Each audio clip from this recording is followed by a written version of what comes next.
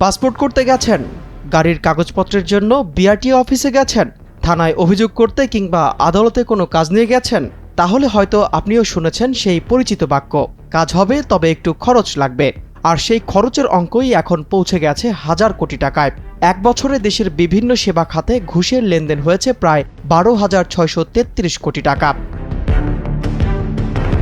2024 সালের নভেম্বর থেকে 2025 সালের অক্টোবর পর্যন্ত সময়ে এই এক বছরে বিভিন্ন সেবা খাতে মোট 12,633 কোটি 20 লাখ টাকার ঘুষ লেনদেন হয়েছে বলে জানায় টিআইবি।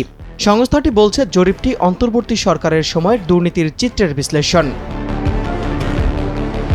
দেশের 8টি বিভাগের গ্রাম ও শহরাঞ্চলের তথ্য বিশ্লেষণ করে এই জরিপ পরিচালনা করা হয়েছে বলে জানিয়েছে টিআইবি। প্রতিবেদন অনুযায়ী সবচেয়ে বেশি ঘুষ দিতে হয়েছে দুই সেবা খাতে। প্রথমে রয়েছে পাসপোর্ট সেবা, যেখানে প্রায় 77% মানুষ ঘুষ বা অনিয়মের শিকার হয়েছেন।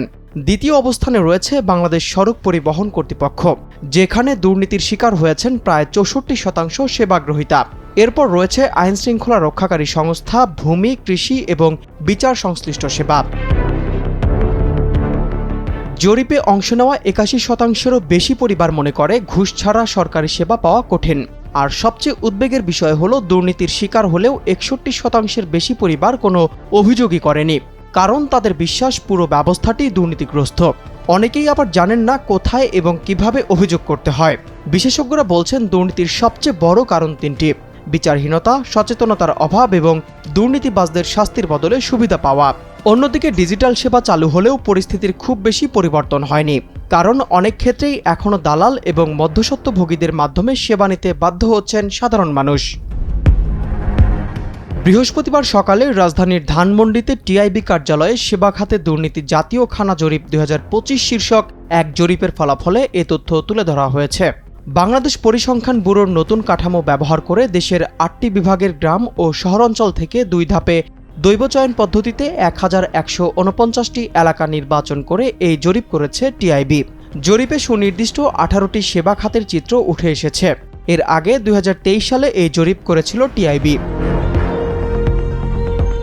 বর্তমান জরিপের ফলাফল বলছে, 2023 সালের মতো 2025 সালেও পাসপোর্ট ও বিআরটিএ থেকে সেবা নিতে গিয়ে সবচেয়ে বেশি মানুষ ঘুষ ও দুর্নীতির শিকার হয়েছেন। এরপর রয়েছে আইনশৃঙ্খলা রক্ষাকারী সংস্থা, কৃষি, ভূমি ও বিচার সংশ্লিষ্ট সেবা। এসব খাতে পরিবার প্রতি গড় ঘুষের পরিমাণও সবচেয়ে বেশি। তবে সার্বিকভাবে পরিবার প্রতি গড় ঘুষের পরিমাণ 2023 সালের তুলনায় প্রায় 10% কমেছে। গত বছরে খানা প্রতি গড় ঘুষের পরিমাণ 5,124 টাকা। জরিপে অংশ নেওয়া 81.5% পরিবার মনে করে ঘুষ ছাড়া সেবা পাওয়া কঠিন। বিশেষ করে আইনশৃঙ্খলা রক্ষাকারী সংস্থা ও বিচারিক সেবায় ঘুষ ও দুর্নীতির উচ্চ হার মানুষের ন্যায় বিচার পাওয়ার পথে বাধা হয়ে আছে। পাশাপাশি কৃষি, স্থানীয় সরকার, ভূমি, শিক্ষা, স্বাস্থ্য, পাসপোর্ট ও বিআরটিএ খাতেও দুর্নীতির প্রবণতা বেড়েছে বা আগের মতোই রয়ে গেছে।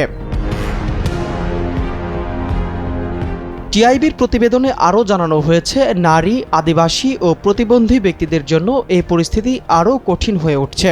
প্রতিবেদনে বলা হয়, বিভিন্ন খাতে ডিজিটাল সেবা চালু হলেও তা দুর্নীতি কমাতে পুরোপুরি কার্যকর হয়নি।